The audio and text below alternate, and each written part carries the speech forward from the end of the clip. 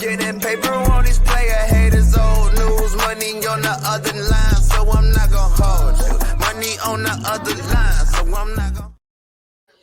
Ladies and gentlemen, welcome back. Another edition of I'm Not Gonna Hold You, man. When you will be watching this, it will be February 2nd, 2023, man. Happy Black History Month to everybody out there, man. And by everybody, I mean black people. And we are here for another edition of the show, man. This is season 3, episode 16.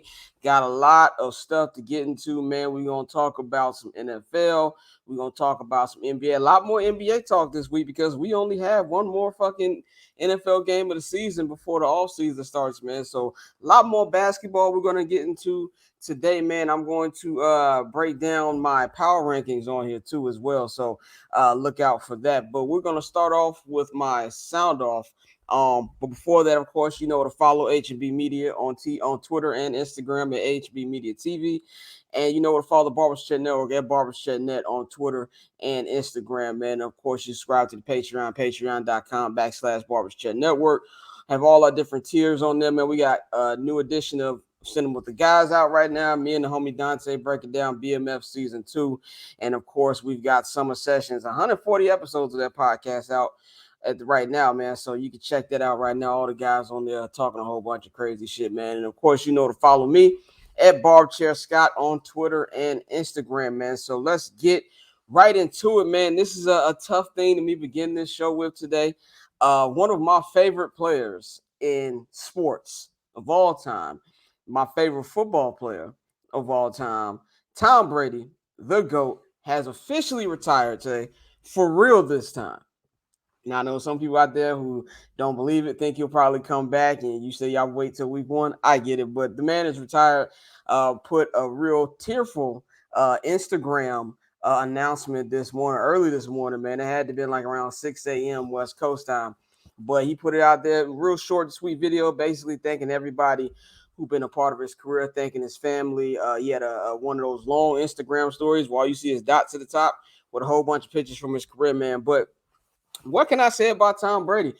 Tom Brady is one of the reasons for my love of football. Now, I'm 34 years old. When Tom Brady won his first Super Bowl, which was approximately 21 years ago, I was 13. I was 13 years old. So I've been watching this man literally my entire life since fucking junior high. So, you know, that's one of my first ever Super Bowl party. I either attend or throw a Super Bowl party every damn year now. But my first ever Super Bowl party that I threw was when I was in 7th grade, and it was the New England Patriots versus the St. Louis Rams at the time. For everybody who don't remember that they were in St. Louis, the St. Louis Rams. And it's my first Super Bowl party. You know, when you're in 7th grade, you don't get to do much because you're fucking 13. It's not like you throwing mad parties and shit. But you know, my mom cooked. We ordered pizza. We ordered wings. I had a whole bunch of my friends over to watch this. Now, a lot of y'all don't remember who are probably younger that this was the first Super Bowl after 9/11, and the whole theory was, oh, well, are the Patriots going to win it for the country? You know, who's this backup quarterback who was drafted 199 overall? You know, there was a whole little debate also 2 weeks leading up to that game was who was going to start in the Super Bowl for the Patriots because, of course, we all know about the original Drew Bledsoe injury that happened earlier in the season, which Tom took the reins and led the team in the playoffs. But then Tom got hurt in the AFC Championship game in Pittsburgh against the Steelers, and Drew Bledsoe came off the bench and led that team to victory and led them to the Super Bowl. And there was a whole bunch of conversation. This means Drew job is back, and Bill Belichick changed the course of sports history, NFL history by making a decision, and we're going with Tom regardless. And we saw the first of many game-winning drives. And I remember watching that drive. You know, I actually watched the first episode of his 10-part documentary series that came out last year, Man in the Arena. And I watched the first episode again to just take me back to that time with the first Super Bowl. And I just remember that, like, this is the first Super Bowl that I, like, remember, like, the whole game. Now, I've been watching the Super Bowl since probably, I think the first Super Bowl I ever watched was Packers Broncos in 1998. So that was the first one I remember, but I was younger. I was like 10 years old at the time, so I couldn't watch the whole damn game. I was only able to watch the first half, or I had to go to sleep and go to school the next day. So the first Super Bowl that I remember like actually experiencing will probably be this first one with the Tom Brady one against the Rams, and the greatest show on turf. A lot of people don't remember this was an incredible mismatch. Like, people thought that the Rams were going to roll over the Patriots. Like, nobody expected that game to be remotely close, and for it to be close, and for Tom Brady, this guy that nobody is pay any damn attention to, from Michigan, going on that drive and putting Adam Vinatieri in position to win that game, one of many game-winning kicks by the legendary Adam Vinatieri. They won it. And everybody knows the iconic picture of Tom holding his hand, not believing what he did, pointing at his sister in the crowd. And that was my first memory of Tom Brady. And, he has been this dominant since I was age 13. To me, being a grown-ass man now at 34, it's been remarkable to see. And I don't think we're going to see anything like this, not just in football, but in sports. And I know LeBron is doing great things. LeBron is playing at his age, in his 20th season, doing things we've seen no NBA player. Y'all know that Michael Jordan is my GOAT, but Mike wasn't playing like LeBron's playing at 38. And then LeBron's gonna play a couple years. Shit, he just said it last night after the next game. He's gonna be here for a little bit while. But the fact that Brady was winning MVPs and winning more championships is what separates. And also, Brady is fucking 7 years older than LeBron, so you got that aspect as well. But let's just run off the resume real quick. The greatest resume in not just NFL history, and could be sports history, man. In his 23 seasons, Tom Brady is a 7-time Super Bowl champion. He went to 10 of them with a record of 7-3. He is a 5-time Super Bowl MVP. He's a 3-time league MVP. He has 89,214 regular season passing yards, which is the first of all time, number one of all time. He has 649 regular season touchdowns, which is number one of all time. He has 13,400 playoff passing yards, which is first of all time, and 88 playoff touchdowns, which is first of all time. And he's the first player in NFL history to win 3 Super Bowls in 3 different decades. Win a Super Bowl in 3 different decades. He also has more Super Bowl championships than every NFL franchise right now. You could argue this man has 3 different Hall of Fame careers. Let's just look at Tom Brady in his 20s, man. In the 20s, he threw for 21,564 yards, 147 passing yards, and 147 passing touchdowns, won 3 Super Bowls. In his 30s, he threw for 40,018 passing yards, 309 passing touchdowns, and he won 2 Super Bowls. And in his 40s, which is even crazier because he's in his fucking 40s. And a lot of quarterbacks either not playing or they're looking really trash. In his 40s, he threw for 27,632 passing yards, 193 passing touchdowns, and 2 Super Bowl wins, man. He has a Hall of Fame resume in every decade, man. It's just really incredible what he's done. And I know a lot of people don't like Tom Brady. That's what happened with greatness, and that's cool. But you got to respect what you've seen, because you're never, ever going to see this shit again. Now, I'm not going to say the end of his passing records are not going to be broken because we're in a league now where records are meant to be broken. I mean, if you look in the NBA, Stephen Curry breaking the all-time three-point record. LeBron James is 2 or 3 games away. This on the next show that we will be talking about the greatness of LeBron, with him becoming the all-time leading scoring leader in NBA history. That's how close he is to that. And he's breaking into the top 5 of assists and everything. Like, LeBron's going to damn near have every statistical category like Tom Brady.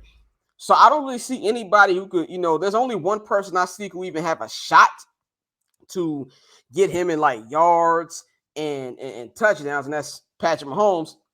And that's granted he stays healthy, and that's granted that he's still on good teams.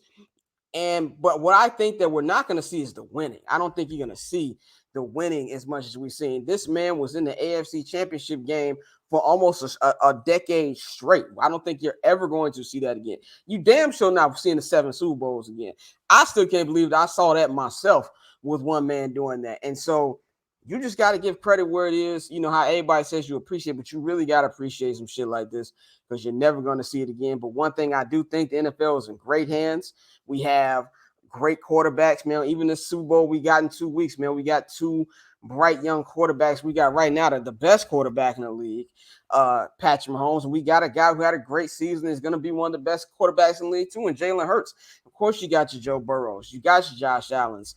You got your Justin Herberts, you got your Lamar Jacksons, and you got the younger guys on the cusp. You got your Trevor Lawrences on the cusp. You got your Justin Fields on the cusp. You know what I'm saying? And you who knows what the rest of these other quarterbacks are going to bring as well that are coming into the draft. Could the Bryce Young, could the CJ Stroud join that mix? So I really feel like the NFL is in a great position, and Patrick Mahomes is a guy who can carry that baton into the next era for the NFL, man. And now all eyes on Aaron Rodgers' bitch ass, where everybody wants to know what's he gonna do. There's one thing I know about that drama queen is that if you think he's gonna retire and be in the same Hall of Fame class as Tom Brady, you got him fucked up. I don't expect him to retire, especially not this year. But I do not think he'll be a Green Bay Packer. But that is besides the point. I just want to give all love and respect to the greatest of all time, the guy who made me love the game, man, Tom Brady. Salute. And I know he's going to enjoy that $375 million that's going to be coming from Fox when he hits that commentary booth, man. So I just wanted to give a little time to shout out to the GOAT. So we're going to move on to recap this past weekend of Championship Sunday. The AFC Championship and the NFC Championship. Of course, the Kansas City Chiefs won, beating the Bengals 23-20. The Eagles won in a rout over the San Francisco 49ers 31-7. We're going to break down both of those games. They will be at Super Bowl 57 in 2 weeks in Arizona for the Lombardi Trophy, man. This is going to be, I think, only the second or third time in the last 23 seasons that we've had the number one seed in both conferences meet. So I expect it to be a fun game. We'll get into our full Super Bowl preview, predictions, and breakdown next week for Super Bowl week. But let's talk about the AFC Championship game. Of course, I just said Chiefs won 23-20. Patrick Mahomes on that leg. Like I said last week, I could see the Chiefs win, especially after all that shit that the Bengals was talking. But I picked the Bengals just because I didn't know how Pat was going to play on that leg, on that ankle. But I mean, of course, you can see it bothered him, but he balled out still, even regardless. 29-43, 326 yards, 2 touchdowns. Him and Marquez Valdez-Scantling was balling, and it was just a really good game, real performance by him. And this, I'm officially in Tom Brady territory with Patrick Mahomes. Is I am never picking against him again. I don't give a fuck what the X's and O's are. I don't care how good the opposing team looks. I'm not going against this kid anymore. Patrick Mahomes, he just does crazy shit. Joe Burrow, on the other hand, my man Joey Burrow, my man Joe Shiesty, did not have the best of games. Went 26 for 41, 270 yards passing, had a touchdown and 2 interceptions, man. Did not have his best game, but a lot of that had to do with the offensive line being as beat up as they were. They missed 3 offensive tackles for the second week in a row. Now they were able to get away with it against the Bills. Did not work against that Kansas City pass rush.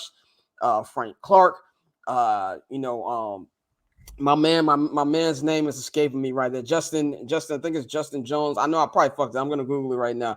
But their whole front seven just showed up.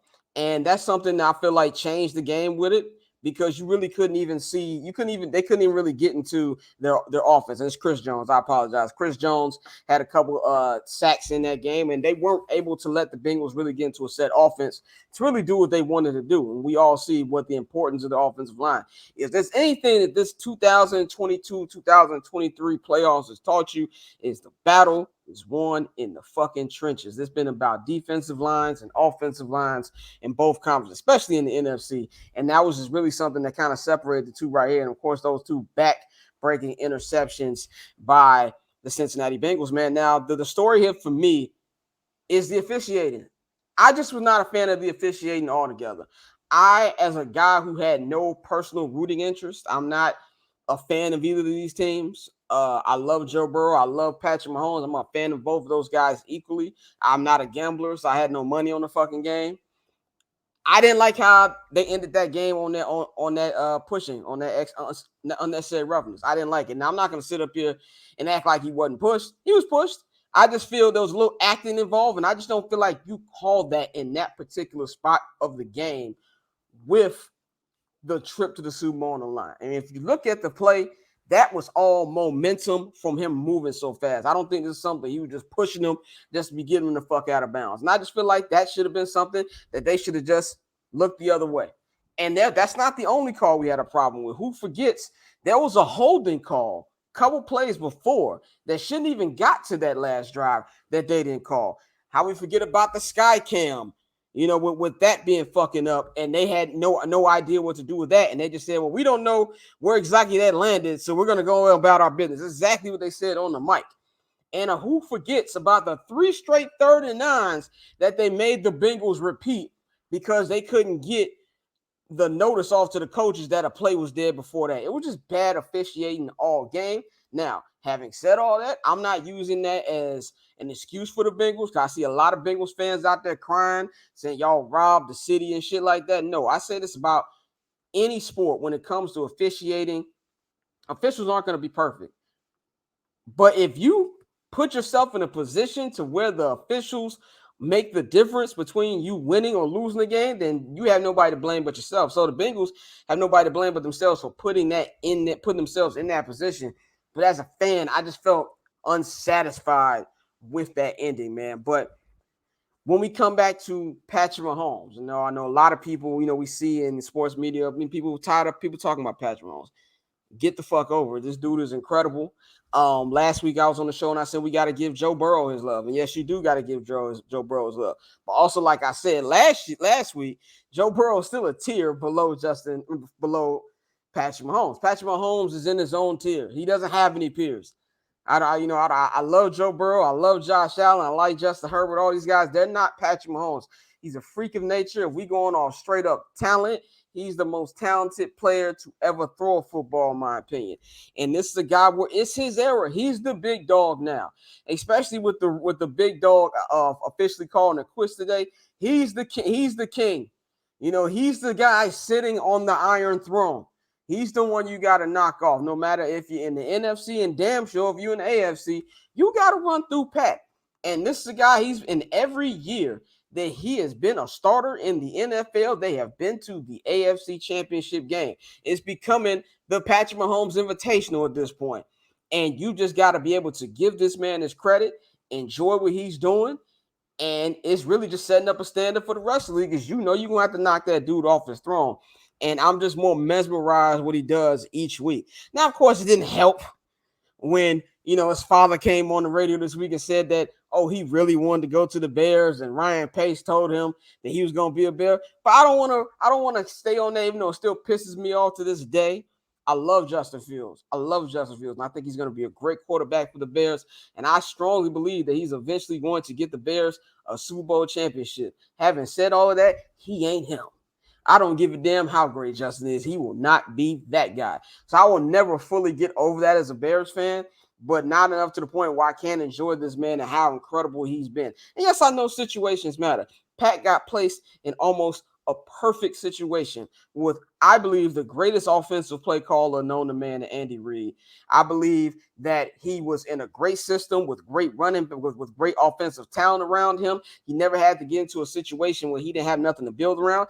And he had a guy in Alex Smith, who was probably one of the best vets you could have, bring you in and slowly bring you into an offense and lead you in. This is a winning team. They were 11-5.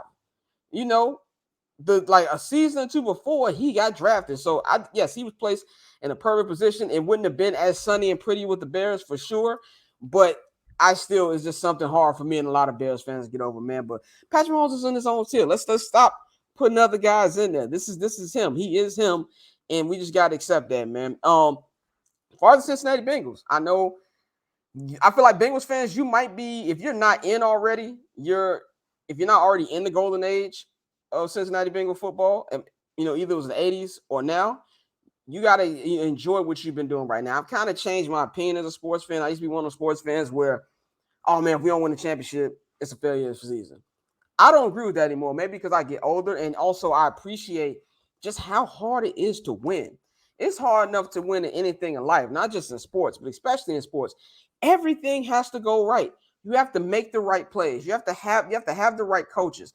You have to have the right playmakers. You have to have the right quarterback or the best superstar in, if it's baseball or football or hockey. You got to have the best players. You got to have injury luck. And sometimes you got to have regular luck. You just got to have certain things go your way. Prime example, my Chicago White Sox, when they won the World Series in 2005, we all remember the A.J. Pierzynski strike but they didn't tag him out, where everybody to this day still thinks that AJ Brzezinski is out. And honestly, he was out. Thank God there wasn't instant replay in 2005 because they had to send his ass back to home plate. But you need a little luck. He got the first base. They tagged him in for Pablo Ozuna. He went out there, base hit by Joe Cree. That saves the series. One more series. They go to Anaheim. They sweep and they go to the World Series. It's little things like that. You need the little moments that change change the situation for you to win. The Tyree catch over Rodney Harrison, one of the greatest safeties we've seen. Great defense. That changed the entire momentum of that. So you need the injury luck. You need the regular luck. And it's just things like that you have to appreciate. So even if you don't win the Super Bowl, you had a good season. I mean, most teams who lose the Super Bowl, it's a death wish. You don't come back the next year. Not only did they come back the next year, this team started off 0-2. That's the ultimate death wish. And so you have your franchise quarterback. You got a great receiving core. You got a pretty good defense. But as my man Mordo says in Doctor Strange, the bill always comes due. Joe Burrow about to be paid, man. Joe Burrow about to be paid. He's 27 years old. He has got one more year left on his contract. I expect him to get a massive, massive contract extension this offseason, which is going to set the market. And everybody knows in football, you want to win the championship when your quarterback is still in the rookie deal because you're essentially rebuilding again when you have to pay your quarterback $40-45 million a year. You got to pay Jamar Chase.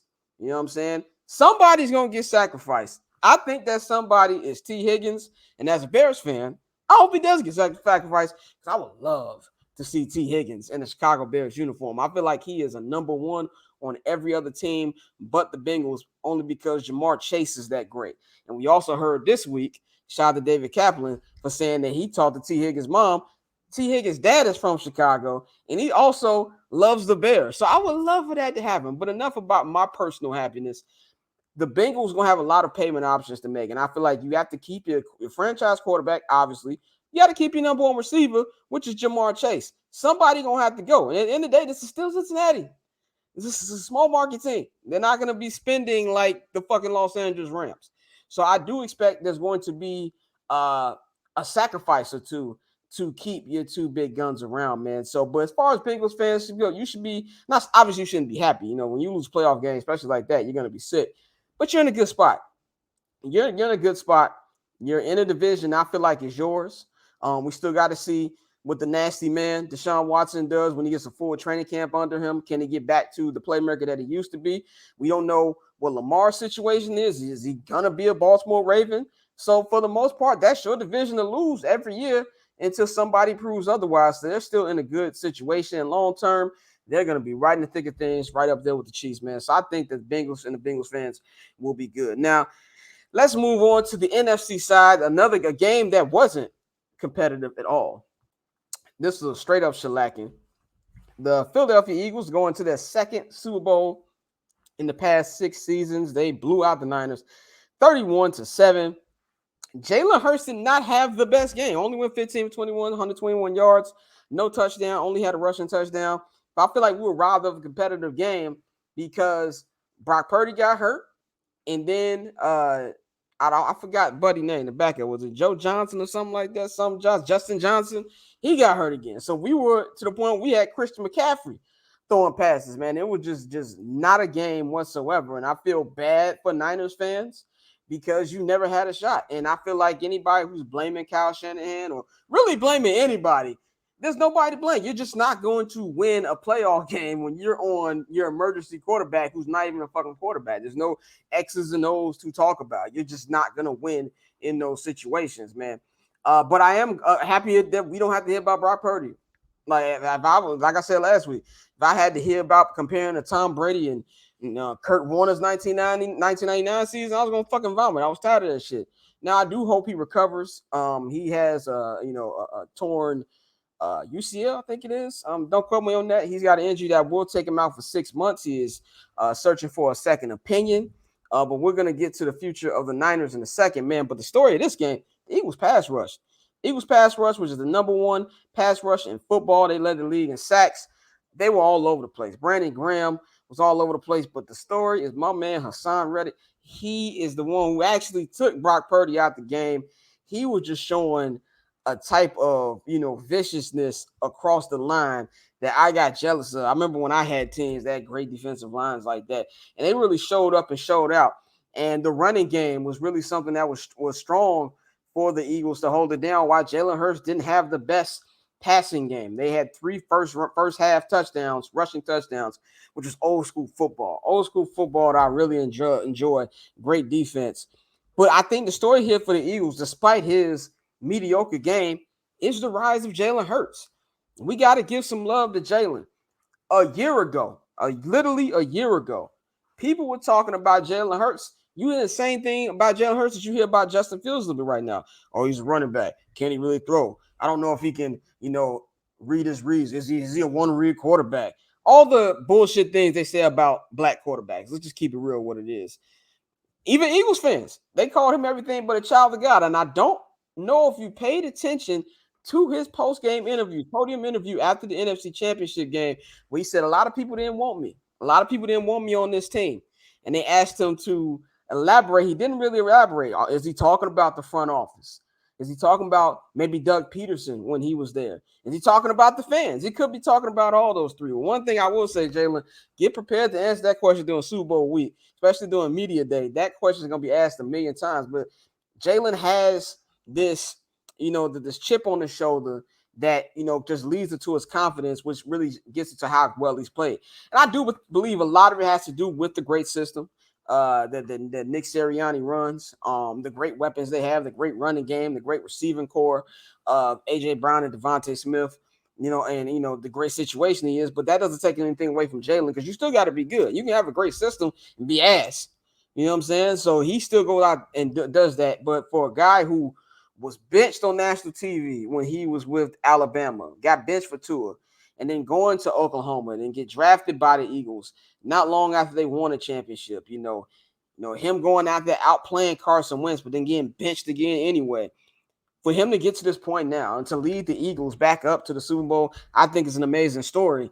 And I think there's a lot of storylines going into the Super Bowl that we're going to talk about next week. Everybody is fixated on the brother versus brother, Kelsey versus Kelsey, which is cool, but I don't really give a fuck about that. To me, the real story here is, a cool side story is Andy Reid going against his former team, a guy that he went to the Eagles to the Super Bowl in 2004. That's going to be a cool storyline. Nick Sirianni used to be on Andy Reid's coaching staff. Andy Reid actually fired Nick Sirianni. So you got that. But the biggest one is the first Super Bowl with two black starting quarterbacks. Don't let anybody try to get you off what the real story is. And we're going to get more into that next week, more historical context when it comes to that. But I just want to give a salute to Jalen Hurts, because even me, I was like, I don't know if he can do it. That's why I was not so hype on the Eagles coming to this season. Now, I did change my pick to them winning the division before the season started. So I'm still in the clear there, only because of the offensive line injuries that the Cowboys had. But he just blew me away. He blew everybody away. And if it wasn't for him being hurt the last couple of games, I believe that he will be the MVP. But I think that's going to Patrick Mahomes, man. So salute to Jalen Hurts. But let's go to the San Francisco 49ers. Where do you go from here? I think a question a lot of people had up until a couple hours ago when Tom Brady announced his retirement was, could Brady be one of those guys? Could he go to the Niners? He's from the Bay Area. Could he go out there and, win a championship with his hometown team? Just be there the final piece, because the Niners literally have everything except a consistent quarterback. But now that's not an option. And maybe 20 minutes before I got on air here, before we started recording, Cal Shanahan said on the radio, there's zero chance of Jimmy Garoppolo coming back next season, which I think we all kind of got. I think we're all surprised he actually even came back this season. But to begin with, he's going to get paid. There's going to be some thirsty-ass team, Jets. I think the Jets don't get Aaron Rodgers, that they will try to go get a Jimmy Garoppolo. Somebody will pay for Jimmy Garoppolo. Jimmy Garoppolo isn't the best quarterback, but he's not bad either. He's a good quarterback. This is a guy who's been to a Super Bowl. This is a guy who's been to a couple NFC Championship games. He can do that. This is a guy who it was under the tutelage of a Tom Brady, of a Bill Belichick. I sound like I'm gassing him up a little bit, but I fuck with Jimmy G. But some team is going to pay him. So this leads to, I believe, the two guys on the different sides of the ring. Brock Purdy on one side of the ring, and you got Trey Lance on the other side of the ring. Now, of course, you all know I'm documented. Not a big Trey Lance guy. He wasn't even that guy in college. In fact, we've seen way more Brock Purdy. Brock Purdy has way more experience college-wise, just college-wise, than Trey Lance. And yes, Trey Lance hasn't played a lot of games, but him and Brock Purdy have played the same amount of games with the same team, and Brock Purdy's looked good while Trey Lance has not looked good. But they also traded so much draft capital to get Trey Lance. And another thing I want to say, everybody likes to clown the Bears for passing up on Patrick Mahomes. Hey, pal, y'all draft Mr. Trubisky. Yeah, it's funny. It's not as funny anymore because we do got our quarterback now. But don't let the fucking Niners off the hook. They were pick after us. They took Solomon Thomas. What the fuck is he doing? He's probably a fucking Uber driver. I don't know what he's doing right now. Don't take them off the hook. The reason that they don't have a Super Bowl right now is because of the issues at quarterback. So please do not let John Lynch and the San Francisco 49ers out of the you didn't draft Patrick Mahomes jokes. Please don't. But with all the draft capital they gave him with Trey Lance, and both of them have injuries now. We all know that Brock Purdy is going to be sidelined for the next 6 months. He's seeking a second opinion. OTAs are out. There's going to be no OTAs for him. And they're hoping that he'll be ready for either the top of training camp or the middle of training camp. Now, if it's middle of training camp, I think that job is pretty much Trey Lance. But if he is healthy for the beginning of training camp, I think that this should be an equal quarterback battle. You give both of these quarterbacks an equal opportunity to win this job. And whoever wins, you roll with them. And whoever loses, you got you a solid backup. So I do feel like there is a solid path for the Niners. I think they'll be good. Now, they got a couple of free agents coming up, but they'll still be good long term. You're in a division where, I like what Seattle did. I liked what Geno did. I don't think Geno's a long-term solution at quarterback. I don't even think the Seahawks 100% believe that. This is the time we hear everything leading to the draft. Oh, they love their situation. Yeah, you love that situation until we're a couple weeks away from the draft. And you're looking at Bryce Young and CJ Stroud pro days. Like, you know what? I want that. So that situation is up in the air. The Rams, Matthew Stafford will be back. Sean McVay is going to be back. Aaron Donald's going to be back. So, yeah, there'll be a team to be reckoned with still, but they're not the team that they were a couple years ago when they won. Not a couple, actually a year ago when they won the Super Bowl. So, there's still a path for the Niners to still be very good. They just got to see what they got between these two young quarterbacks going into training camp, man. So, let's get into, right now, the Sean Payton deal, man. The Sean Payton news came down last minute. A lot of people didn't expect this. I didn't expect that whatsoever, man. So Sean Payton will be the new coach of the Denver Broncos. Right now, we'll be coaching Russell Wilson and them over there. So there was a trade that went down with them and the New Orleans Saints, man. So the New Orleans Saints will be trading multiple picks to the Broncos. They'll be giving up a second rounder and a first rounder, and they will be giving Sean Payton, it's ruled right now between $17 to $20 million a year. So a great package right there for Sean Payton. I think football-wise, it's a good move. I think Sean Payton is a really, really good coach. I do think he's a tad bit overrated just because even if you look at a guy like Mike McCarthy, who everybody cans and say, oh, he just got lucky that he had Aaron Rodgers. Those dudes have like damn near an identical playoff record. In fact, Mike McCarthy has 3 more wins than Sean Payton in the playoffs. And that's what's perception is everything. People look at Sean Payton as the guy who fixed Drew Brees. When everybody said that Drew Brees' career was done after the shoulder injury he had in San Diego, and you had the Miami Dolphins deciding to draw their contract from him, and then Saints came and Sean Payton came and he took them to another level. They won a Super Bowl. They went to 2 Super Bowls. They went to 1 Super Bowl, beat Peyton Manning in the Super Bowl, went to multiple NFC Championship games. And he's a great coach. I think from a football side, if there's anybody who can fix Russell Wilson, it is Sean Payton. I just don't believe that a guy in Russell Wilson, who I believe is a Hall of Famer, I don't think he's first ballot Hall of Famer, but I believe he's a Hall of Famer. I just don't believe this dude just woke up one day and just can't play football anymore. So I do believe that Sean Payton will be able to get the best out of Russ, and I think that'll be a good sign for him. The problem I have is when you have teams trading first-round draft picks for coaches. That's just a little wild to me. And especially when you have a roster that I don't believe is Super Bowl ready. I can see if the Broncos are one piece away. They're not. This is a bad football team. So I wouldn't give up that much draft capital. In fact, they've already given up draft capital just to fucking get Russell Wilson. And then you're in a division with fucking Patrick Mahomes. So even if you do everything right, you're still probably not going to beat that guy. And you even got to add the Chargers into the mix with it now. Now they brought Kellen Moore over as their offensive coordinator. Maybe he can help take Justin Herbert to another level. So from a football perspective, I like it. I just don't like the compensation. But at the end of the day, beggars can't be choosing. They had to do something to switch this whole situation after giving up that many picks to get Russell Wilson and paying him that much damn money before he even took a snap with the team, man. So another coaching maneuver that happened, former San Francisco 49ers defensive coordinator DeMeco Ryans has signed with the Houston Texans a 6-year deal to be their head coach, which is good. I always love seeing black coaches get signed. I'm glad the Texans gave him a long-term deal so he can actually go out there and build with this team and not do the one and done that they did like Lovie Smith, even though I still appreciate you, Lovie, because Lovie did everything for the Bears this offseason.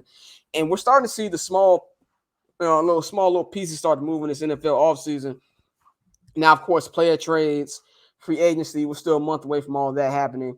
But we're starting to see this setting up. And I think this is going to be just like the last two off seasons have been, especially last year, where the NFL, the number one thing the NBA always had over the NFL was their off season was always crazier.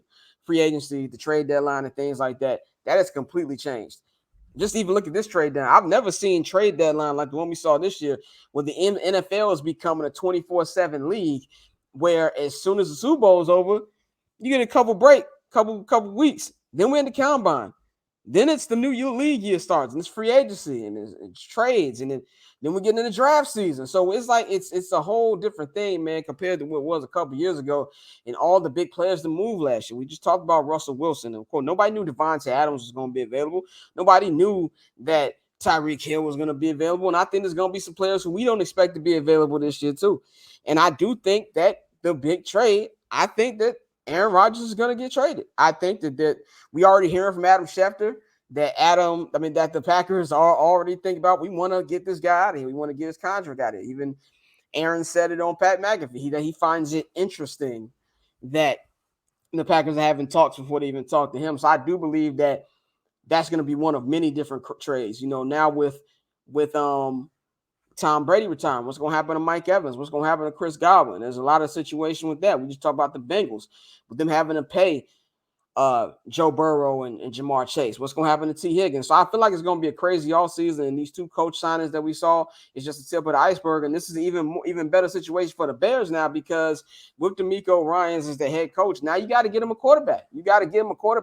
The Colts also want a quarterback. They're second and 2 and 4 in the draft, and they're in the same division. You don't want Bryce Young to fall in the hands of one of your division rivals. So I think the Bears are going to take the Colts and the Texans, and have them go against each other. Who's going to give us more for this? So that's going to be good, man. So I'm looking forward to that. But salute to Sean Payton. Salute to DeMeco Ryans, man. So that's all I got on the NFL tip for today, man. We back next week with actual breakdown. We'll get in the Super Bowl week, all the storylines, all the X's and O's, and who I think is going to win that game. But let's get into the NBA, because we're getting into prime time for the association. With them about to be the only show in town in 2 weeks. But even when Major League Baseball comes, the big show in town. Even when Major League Baseball comes, NBA is king over them. So we're getting into that, man. We're almost at All-Star break. Next Thursday will be the trade deadline. So look out for that. We're going to be talking about all of that next week, so that should be cool. But let's get into the hottest team in basketball right now. That is the Philadelphia 76ers. They have won 8 of their last 10. They were 1-7 in a row before they blew that 21-point lead against Orlando the other night. But they've been playing well. Embiid has been balling out, dropped 47 and 18 on the leading MVP, the 2-time reigning MVP, Nikola Jokic, the number 1 seeded Denver Nuggets this past Saturday. Hit him with a sick crossover for the game, ceiling 3. He has been looking like an MVP candidate himself. He's been averaging 33 and 10 this year, shooting about 53% from the field. And he was snubbed. He doesn't go out there and voice his frustration with it, but I kind of agree with Shaq, where I don't like how they are devaluing the center position. He needs to be starting in that All-Star game, man. But Embiid is doing great. And the question here It's what will it take for people to believe. And I believe that most people outside of the Philadelphia area, maybe even some people in Philly, we got to see it. I don't give a damn what they doing in the regular season. All this shit is cute, and what Embiid's doing, what Harden's doing, Tyrese Maxey, all that. They got to do in the playoffs. James Harden has been in this league for over a decade, and he has been Casper the Friendly Ghost every May. You know what I'm saying? He's got to step up. As much as I love Doc Rivers, and I'm keep saying, I'm going to do like Stephen A. when he talked about LeBron. He's a great father. Look, man, I love Doc Rivers. Chicago guy, Maywood guy, cool dude. I met him before. I actually had a full conversation with Doc Rivers in the airport by Chicago Bears a couple years ago. I fuck with Doc Rivers. Having said all that, he's one of the biggest choke artists in the history of coaching in the NBA. And him and a lot of people on that Boston Celtics team, you would swear the 08 Celtics were a dynasty with the way all of them act and, the prestige they get. He got to show me he can close it out and get this team to a finals. He ain't been to an NBA finals in 13 years, man. He's got to prove it. Harden's got to prove it. And if those dudes can do it, then yeah, you can put Philly up against anybody just because of how great Embiid is. And can Embiid stay healthy as well also? So it's cool what they're doing in the regular season, but I need to see it in the postseason. And until they do that, I'm just really not making too much of it, man. So that's why I got to feel about the Sixers, man. Now let's go to the West. The Grizzlies. Memphis Grizzlies, man. Or as one of my Twitter followers said, they are the Generation Z version of Lob City, which I think is pretty fucking hilarious. My Ball Don't Lie podcast host, Dante, compared them to the 2013-2014 Indiana Pacers, but even I said to him on a pod, that's disrespectful to Pacers. They made back-to-back conference finals. I think they have taken the crown from the Phoenix Suns as the most unlikable team in the NBA. If you're outside of Memphis, I don't really know if you like this team, and I like Ja Morant. A lot of people like Ja Morant. Very corny team. We talked about last week with the whole situation with them and Shannon Sharp, them basically getting holed by a 60-year-old man and then losing that game to LeBron and the Lakers in epic fashion. This is a team where I just don't know if they're ready for the big time, man. They are 5-5 in their last 10, and they have lost 5 in a row, all against Western Conference opponents. Now, I remember a couple months ago, about a month and a half ago, right before Christmas, when that little interview with Ja Morant and Malika Andrews came out, he said we good in the West. Well, since then, they've lost all these damn Western Conference games. You're not good in the fucking West. You lost on Christmas to the Warriors with Steph on the bench dressed like Tom Joyner. Then last week, I don't know what the fuck that was, where literally Steph Curry got ejected for throwing his mouthpiece because his teammate put up one of the most dickhead shots I've seen in a long time, and you let him off the hook. You let the same dude who was just giving you the game backdoor you for a layup to win the game. And they have been getting out here consistently losing to these good teams. And it goes back to something I said a couple weeks ago. They need a legit second option. None of this is going to matter if they don't get them a legit number 2 to put them up with Ja, no matter how unlikable they are. You better strike while the iron is hot because the West is up for grabs. Shit, the entire NBA is up for grabs. There's not one dominant team in this motherfucker right now. I believe you can sell me on 6 or 7 teams who can legitimately win a championship. They need to go out there and get the guy. And I just honestly, I want them to shut the fuck up. Just shut up. Play basketball and win something first. Can you at least make a Western Conference final before you start popping off at the mouth? Like, that's why everybody is like, and one thing that I can't stand is when people say, oh, well, the Warriors beat them last year because Ja got hurt. I don't know, I know we have short attention spans nowadays. Go back and watch that game that Ja got hurt. They were getting their shit pushed in by 40 fucking points when Ja Morant got hurt. I'm tired of hearing that. The Warriors are not scared of them. The Nuggets ain't scared of them. A healthy New Orleans Pelicans team ain't scared of them. Even the Lakers, if they make the top 6, they're not scared of them. There's nobody scared of this team. So for them to be able to take advantage of their superstar point guard and this shot that they have right now, they need to go out there and get a number 1 seed, man. But until then, I just don't think they're ready. I don't think they're ready. I need to see less talking and more action for that team out there in Memphis. Now, All-Star, we are about 2 weeks away from All-Star, 2-3 weeks away, 2.5, 3 weeks away from All-Star. All-Star will be the Sunday after the Super Bowl, which will be in Salt Lake City, Utah. The All-Star starters just got released last week. The reserves will actually be announced today when you'll be watching this on Thursday. So I'm going to go over the starters, and I'm going to give y'all who I would have in my reserves. So let's start with the Eastern Conference. Giannis Antetokounmpo will once again be the captain of the East. He led the fan vote. And by the way, there will be no draft. Of course, we had the Zoom draft the last couple years where the two captains will draft the team. That draft will happen 90 minutes before the game this year. And we don't know if it's going to be on the court. Maybe there's something they draw before. I hope it's on the court and they do it like you're at the court. You know what I'm saying? At the park or something where you picking guys. I feel like that would be great entertainment. But the draft will be held not long before the game. But the Eastern starters outside of Giannis, you got Kevin Durant. KD is still injured. He will be reevaluated in 2 weeks. He does say he wants to play the All-Star game. We have not seen Kevin Durant in an All-Star game in about 4 years. I think 2019 was the last time we saw him in an All-Star game. He wants to be in one.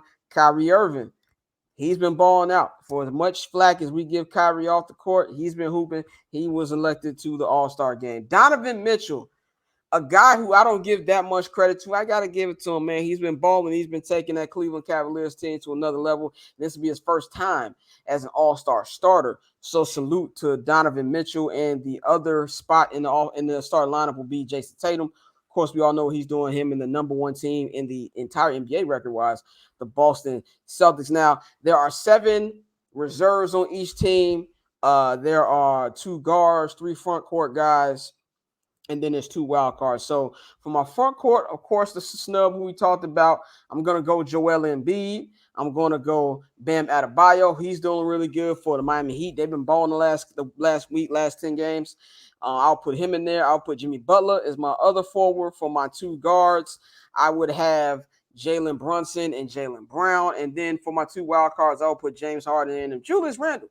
Got to give some love to Julius Randle, even though he played pretty stupidly against Lakers the other night and cost him that game. He's had a good season, and I think that he should be in that All-Star game with his teammate Jalen Brunson. So let's go to the Western Conference. Once again, LeBron James wins the fan vote. He has been the captain of the team ever since voting started back in 2018. So he once again is not only the West leading vote getter, he is the league's vote getter. He has the most all-star starts in NBA history now. So shout out to LeBron. Stephen Curry, Mr. Wardell will be joining him. Big Luka will be joining him. Jokic, and of course, Mr. Zion Williamson. Zion is still hurt. He will be also reevaluated in a couple weeks. So we don't know what his status will be for the All-Star game.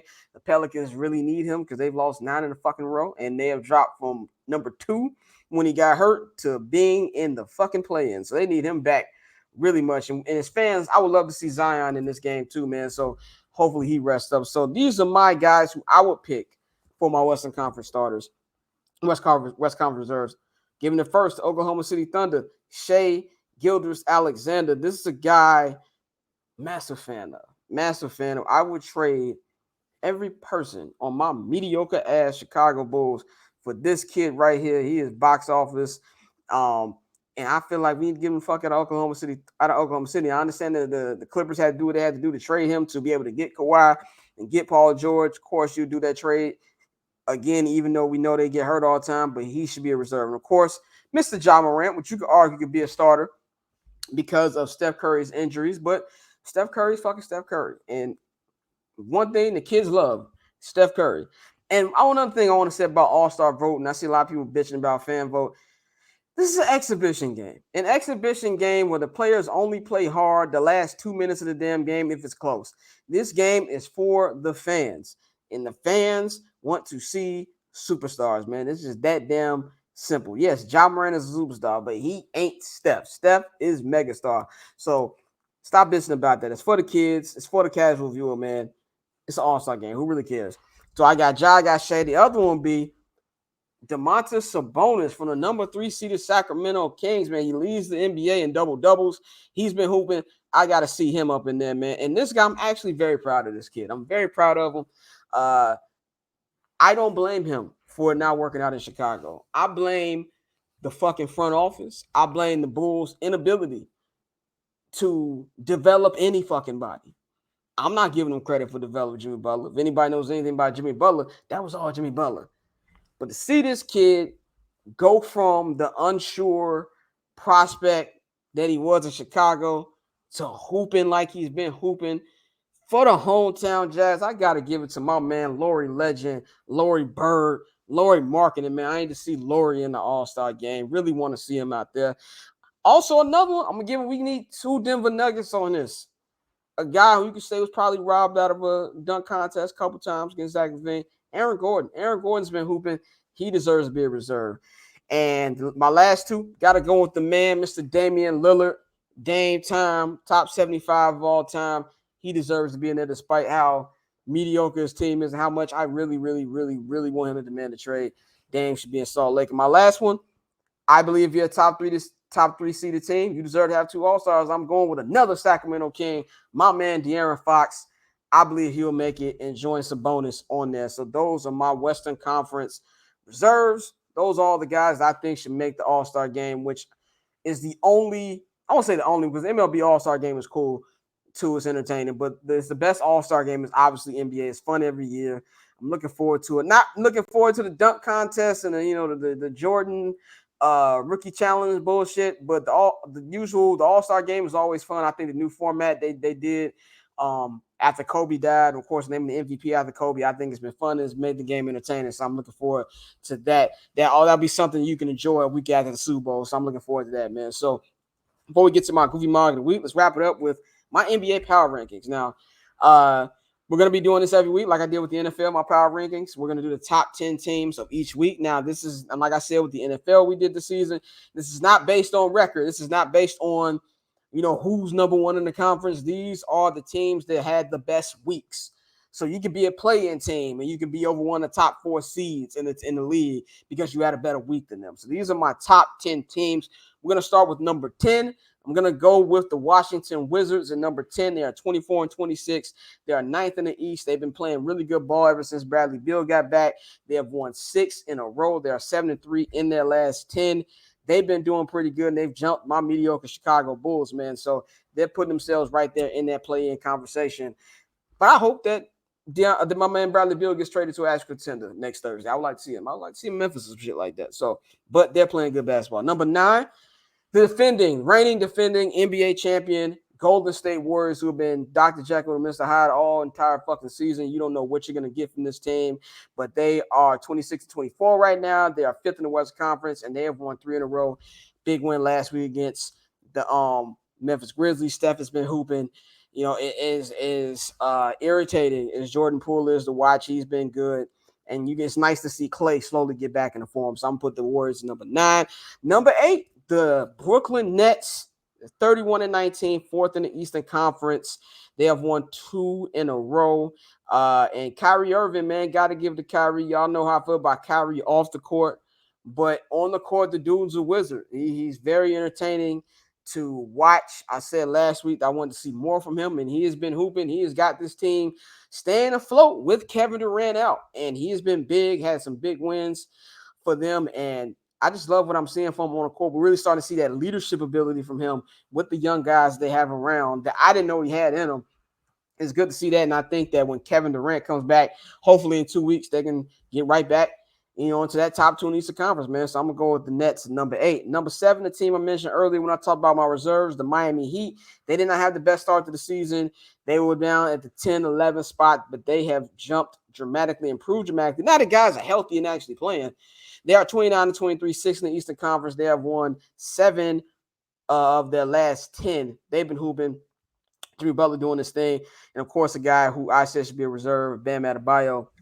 So I'm put the Heat at number 7. But I'm also interested to see what they do in Kyle Lowry. He's been in some trade rumors, even linking up with his former championship partner, Kawhi Leonard. It's been rumored that maybe he'll be a Clipper. So, but despite all that, they've been playing well, man. So we get into number 6. Team I also talked about, Sacramento Kings, man. They are 28-21, 3rd in the Western Conference. They have won 7 of their last 10. Sabonis, De'Aaron Fox, they've been playing well. Had a tough loss the other night to the Minnesota Timberwolves, but they're still playing good basketball, man. For them to be, I had them maybe as a play-in team, but to see these dudes in the top 3, I think is remarkable. Now the question is, can they hold it down over these next 31 games? But so far they're doing pretty good. Now we get into our top 5. Going with the Los Angeles Clippers. Putting the Clippers on here, man, with the Clippers are finally fucking healthy. Now, hopefully it lasts long. They are 29-25. They're fourth in the Western Conference. They got a full game edge over the Golden State Warriors. They have won 6 of their last 7 and could easily be 7 straight. That blowout loss they had to Cleveland was because Kawhi and PG sat out because it was a back-to-back. They've been playing great ball. They've been having dominant wins. Kawhi is straight up hooping. This is the best I've seen Kawhi hoop since he's been in Los Angeles, man. Paul George is doing his thing. Luke Kennard coming back has really, really helped. The Clippers are rolling, man. So we're going to see. I hope they stay in this top 4 because I want to fucking cover a playoff series this year. I'm going to be selfish. I'm a beat reporter for the Clippers. I want to cover a couple playoff games, man. So I hope they stay in that top 4. In the top 4 in the West. Now we go to number 4 on my list, the Milwaukee Bucks. They're 34-17, second in the Eastern Conference. Ever since Giannis got back, Chris Middleton, they've won 5 in a row, and they're 7-3 in their last 10. This is still a team that I still think, when healthy, they're the team to beat. I know what the Celtics is doing, but when healthy, if Chris Middleton is healthy, then you got a guy who, to me, is still the best player in the NBA, and Giannis Antetokounmpo, they're still the team to beat. So you can see them start to gain a little momentum now. So I put them at number 4.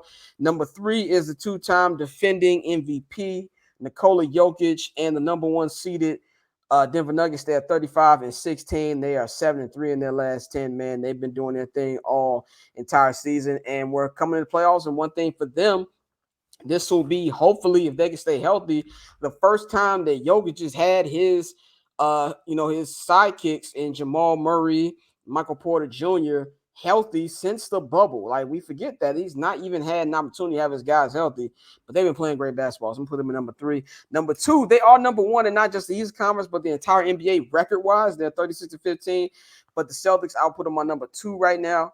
They're 7-3 in their last 10. Questionable win over the Lakers on Saturday. We all know that was a foul on LeBron. LeBron could have saved the fucking theatrics, but it was definitely a foul. A lot of questionable calls. Even the foul that tied the game with Jaylen Brown was a ridiculous late call that should never have been called. But the Celtics, when you're the number 1 team in the NBA, you got to give them some love, man. So I'm putting them at number 2. Number 1 is the Philadelphia 76ers. They are 32-17, third in the East. They are 8-2 in their last 10. And they had a 7-game win streak before they lost to the Orlando Magic on Monday, but they're playing great ball, man. So that is my power rankings for this week. We'll see how it changes next week, man. So let's wrap this up with my Goofy Mog of the week. And it kind of goes back to what I started this episode with. We talking about officiating the AFC Championship game. We're going to talk about officiating the NBA.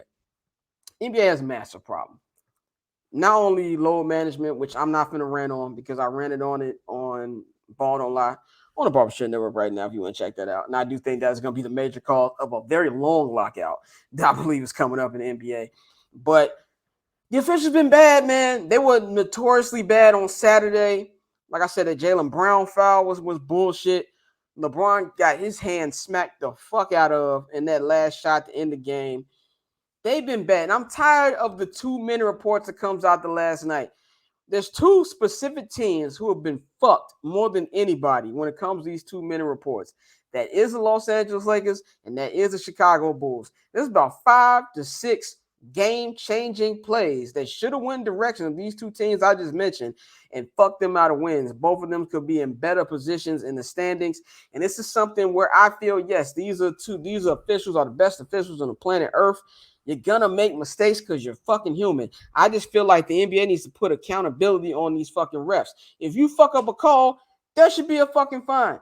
If the players can't say nothing about it, if the coaches can't say anything about it, you can't say nothing negative about the refs, and you getting a $25,000, $30,000 fine. The same thing should be for the refs. They should be held accountable. Maybe they'll think twice before they do that fucking whistle so damn fast, man. So I need accountability. No sports fan, no matter if it's the NBA, the NFL, the NHL, God knows how much I want robotic umpires in baseball. Nobody's here to see the damn officials, man. We here to see the game. We here to see the athletes. I'm tired of them making mistakes in big moments on primetime situations like we saw in the AFC Championship game and like we saw on the ABC Saturday primetime game in the greatest rivalry in the history of the NBA between the Lakers and the Celtics, man. Tired of that shit. So I'm gonna give my Goofy Mog of the week to the NBA officials, man. So that's all I got for y'all, man. Episode 16 of season 3. Y'all know to follow me on Twitter at BarberChairScott. Same on Instagram at BarberChairScott. Follow HNB Media at HNB Media TV on Twitter and at HNB Media on Instagram. Follow the Barbers Chair Network at Barbers Chair Net on Twitter and Instagram. Subscribe to Patreon, patreon.com/Barbershop Network. Of course, shout out to my super producer, Pat Vito. You can follow him on Twitter at PatVWorld. Next week, I'm going to look to drop on Friday so we can talk about the trade deadline because I usually record on Wednesdays. So I'm going to look to record after the trade deadline on Thursday so we can talk about everything that's been going on in the NBA trade deadline, man. So look out for that. I'll holler at y'all next week, man. We out. Getting paper on these player haters, old news, money on the other line, so I'm not gonna hold you. Money on the other line, so I'm not